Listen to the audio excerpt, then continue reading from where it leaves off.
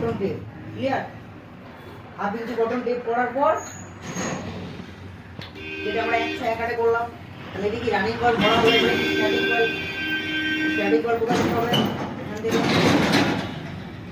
1 10 1 12 হয়েছে। আবার এই দুটো ঘর বাদ দিয়ে 1 2 3 4 5 6 7 8 এই যে ভরছি কিনা কয়েলটা 1 8 1 10 1 12 বলা আছে। এবারে কানেকশন কি হবে? আউটের সাথে আউট হয়েছে, আউটের সাথে আউট, আর এই আউটের সাথে এই আউট, আউটের সাথে আউট আমাদের কানেকশন হয় কিনা? হয়ে গেল। আর রানিং এর কোড আছে। আর লালটা কি?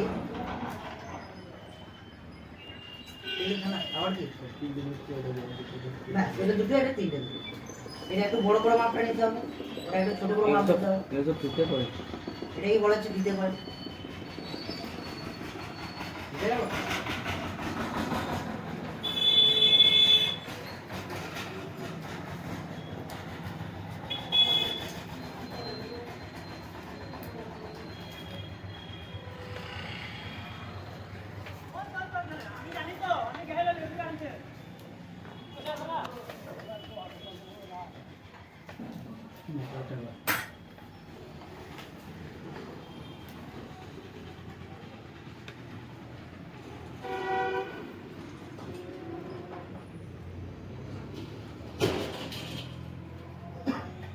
বলো।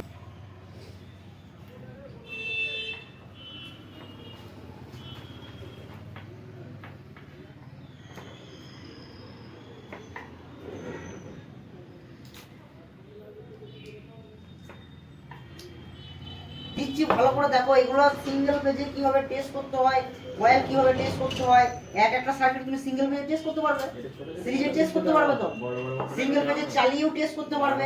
তারপরে তুমি 3 পেজ লাইনে চার্জ করবে। সিঙ্গেল পেজে সব টেয়ার বার করো। অংশের সূত্র দিয়েছি আমি 8.333333। হ্যাঁ, তাহলে কত? 9 অ্যাম্পিয়ার। তাহলে 2000 ওয়াটের লোড কত নেবে? 9 অ্যাম্পিয়ার। তাহলে 9 অ্যাম্পিয়ারে কি তার